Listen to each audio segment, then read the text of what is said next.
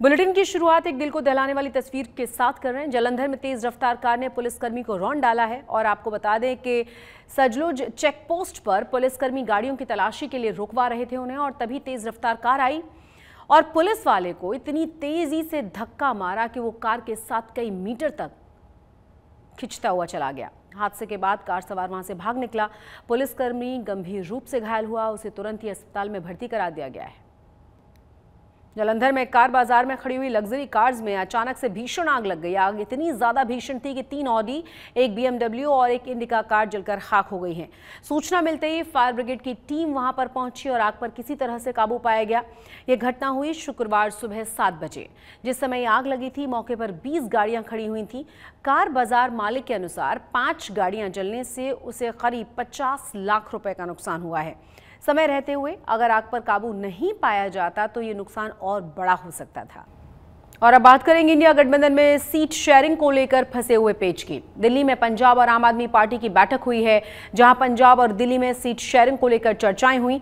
इस मीटिंग में क्या हुआ, आम आदमी पार्टी ने क्या डिमांड की है, इस रिपोर्ट के जरिए जानिए। मैंने कहा देखिए, जो 6 सीटें देने की कोई चर्चा हुई, मैं किसी चीज को आपको इसलिए नहीं बता सकता हूं कि जब तक वो निर्णय, अंतिम निर्णय ना हो जाए और हम अपनी लीडरशिप के सामने ना रखें, वो हम प्रेस के माध्यम से आम जनता तक नहीं पहुंचा सकते। आपको जब भी अगली बैठक होगी तो विस्तार से आपको बताएंगे। बहुत अच्छी बातचीत चल रही है, राज्य दर राज्य चर्चा चल रही है। जब कुछ बताने लायक होगा फिर आपको और विस्तार से 10 दिन में कुछ हो सकता है, आपको बताएंगे, बहुत जल्द बताएंगे, बहुत जल्दी। 10 दिन में कुछ हो सकता है। मैं कह रहा हूँ उससे भी पहले बैठक होगी और आप शामिल होंगे, अरविंद जी शामिल होंगे। आम आदमी पार्टी और कांग्रेस के बीच बैठकों तो हो ही रही हैं, लेकिन सीट शेयरिंग को लेकर कोई फॉर्मूला नहीं निकल पाया। पंजाब और दिल्ली में सीट शेयरिंग का फॉर्मूला तय नहीं हो पा रहा है और आम आदमी पार्टी 5 राज्यों में कांग्रेस से सीटों की मांग कर रही है।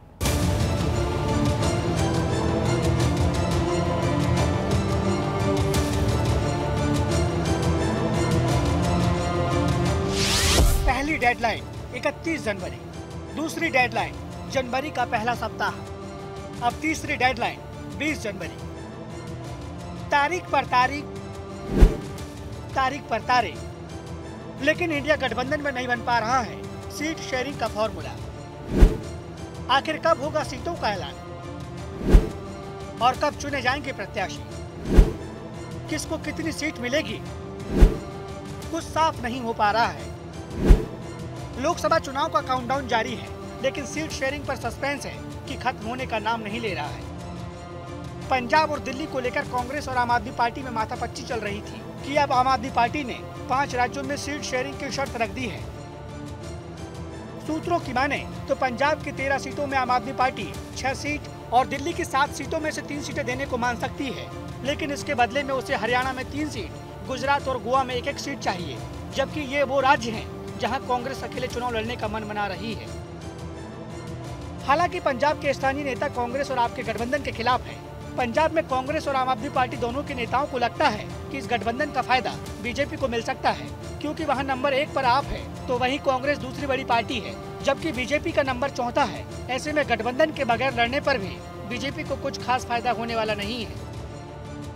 पंजाब कांग्रेस के नेता कई बार खुलकर आम आदमी पार्टी से गठबंधन का विरोध कर चुके हैं। वो पंजाब में कांग्रेस की स्थिति को मजबूत बता रहे हैं और सभी 13 सीटों पर चुनाव लड़ने का दावा ठोक रहे हैं। ऑल इंडिया कांग्रेस कमेटी की तरफ से जो इशारा हुआ है, जहां कभी समझाया गया है, वो यही है कि 13 की 13 सीटों पर हमने चुनाव लड़ना है।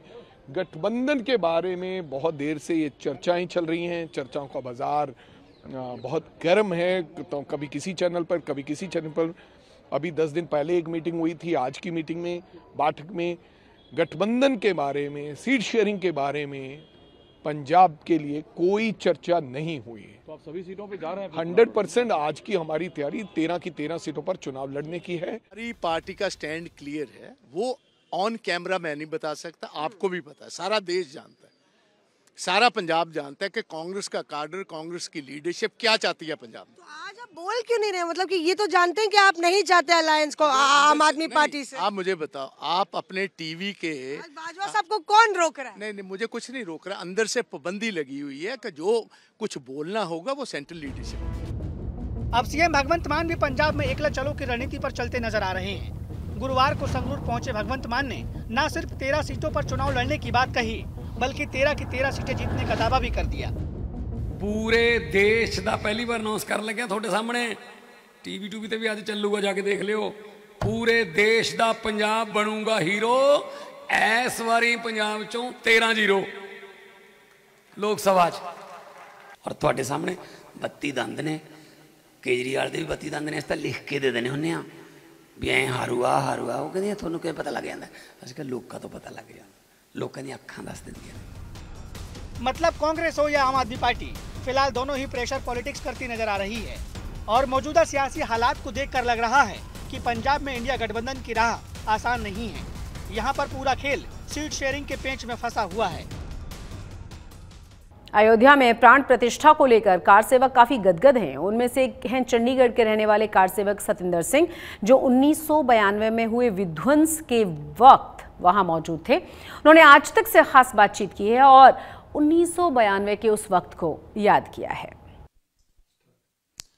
प्राण प्रतिष्ठा का दिन नजदीक आ रहा है और कार सेवक उसको लेके काफी उत्साहित हैं। लेकिन हमारे साथ जो शख्स हैं वो सतिंदर सिंह हैं, चंडीगढ़ के निवासी हैं। सीधा उन्हीं से बात करते हैं। 53 साल के हैं, लेकिन अब वो कहानी सुनाएंगे 32 साल पहले क्या हुआ था। उससे पहले आपको बता दें कि इंडिया टुडे मैगजीन, जो कि 32 साल पुरानी है, और उसमें उनकी एक तस्वीर छपी थी और यहाँ पे सतिंदर जी नजर आ रहे हैं। तो आज ये बताएंगे इस तस्वीर की कहानी और क्या हुआ था। जब आप पीछे मुड़ के देखते हैं, किस तरह से देखते हैं उस पल को? आपको यकीन था कि राम मंदिर बन जाएगा, इतने साल बाद इस तरह से होगा? नहीं, उस समय हम बिल्कुल 21-22 साल के थे लगभग ना। तो जब हम गए थे यहाँ पे बड़ी मोटिवेशनल होती, स्पीचेस होती थी, सब कुछ होती थी। तो 90 में जो कार सेवा हुई थी उसमें काफ़ी लोगों का गोली चली थी, काफ़ी लोगों का देहांत भी हुआ था, उसमें काफ़ी लोग शहीद हुए थे। उसके कारण माहौल बहुत डर का था। और जो 28 सेक्टर से हम लगभग 4-5 लोग उस समय अयोध्या जी गए थे, तो वो सारे के सारे घर से झूठ बोल के गए थे। जैसे मैं 21-22 साल का था, मैं अपनी माता को बोल के गया भी मैं पेपर देने जा रहा हूँ, एग्जाम्स देने जा रहा हूँ। किसी ने कुछ बहाना किया, किसी ने कुछ बहाना किया। हम लगभग 27 नवंबर को, आज भी मेरे को याद है, हम वहाँ पे अयोध्या जी चले गए थे। 28 को पहुँच गए थे। हमारी जेब में भी 100, 150, 200 रुपये जो होगा उस समय के हिसाब से वो था। और जो ट्रेन का जो रिजर्व कोटा होता है उसके छोड़ के जो मतलब लटक के हम वहाँ पे पहुँचे, सब लोग पहुँचे वहाँ पे। तो 27 से लेके हम वहाँ पे 8 दिसंबर तक रहे हैं। तो उस समय सुबह सरयू नदी होती थी, सरयू नदी में नहाना, फिर मंदिर में मत्था टेकना।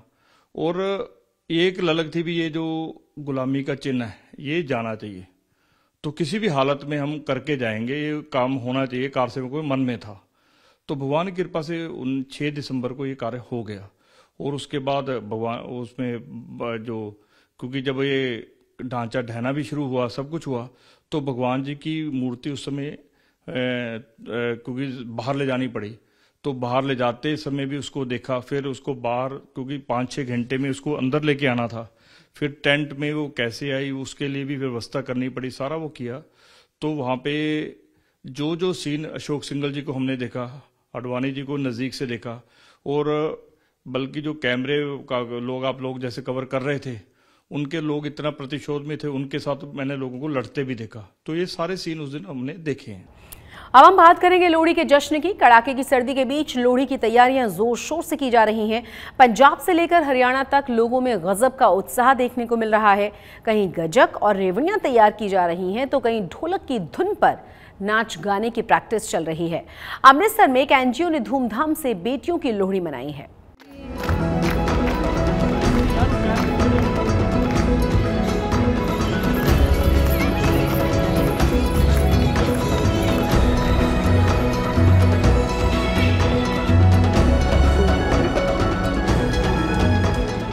पंजाब में लोहड़ी का रंग जमने लगा है। गिद्दा डालकर ढोल की थाप पर थिरकती लड़कियों और महिलाओं ने तय समय से पहले ही लोहड़ी का आगाज कर दिया है।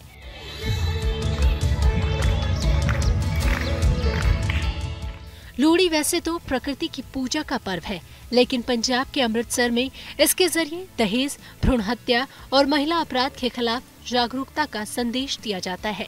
यहाँ बेटियों की लोहड़ी मनाकर एक एनजीओ ने समाज की सोच बदलने का बीड़ा उठाया है।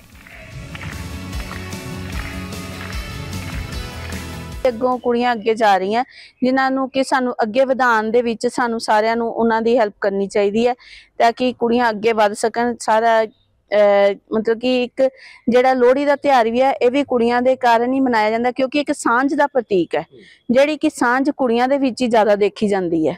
ਕੱਲ ਤਾਂ ਦੇਖਿਆ ਤੁਸੀਂ कि लड़के लड़कियां च कोई फर्क नहीं है। रात नू डे नाइट तुसी देख लो, बाहर देख लो, फॉरेन कंट्री च बच्चे जा रहे हैं, लड़कियां जा रही हैं, बहुत हिम्मत करके जा रही हैं। ਜਿਹੜੇ ਕੰਮਕਾਰ ਤੋਂ ਫ੍ਰੀ ਬੈਠੇ ਹੋਏ ਆ ਚਲੋ ਇੰਨਾ ਵਾ ਸਿਲਾਈ ਵਗੈਰਾ ਸਿੱਖੀ ਹੋਵੇ ਤੇ ਆਪਣਾ ਕੋਈ ਕੰਮ ਤੇ ਖੋਲ ਸਕਣਗੇ ਤੇ ਕੰਮ ਖੋਲਣਗੇ ਆਪਣਾ ਤੇ ਘਰ ਦਾ ਥੋੜਾ ਬਹੁਤਾ ਬੱਚੇ ਆਪਣਾ ਘਰ ਦਾ ਤੇ ਕੱਢਣਗੇ ਖਰਚਾ ਪਾਣੀ। ਹਸਬੈਂਡ 100 ਗੱਲਾਂ ਹੋ ਜਾਂਦੀਆਂ ਨੇ ਘਰ ਦੇ ਵਿੱਚ, ਥੋੜੇ ਪੈਸੇ ਹੁੰਦੇ ਘਰਾਂ ਦੇ ਵਿੱਚ, ਕੰਮ ਵਿੱਚ ਹੱਥ ਬਟਾਇਆ ਜਾਂਦਾ ਵਾ। लोहड़ी का पर्व मकर संक्रांति से एक दिन पहले मनाया जाता है। जीवन में उल्लास के साथ ये त्योहार सामाजिक रिश्तों में गर्मजोशी का भी प्रतीक है। इस दौरान पारंपरिक रीति रिवाज से लोहड़ी चलाई जाती है और खुशियों की दुआएं मांगी जाती है।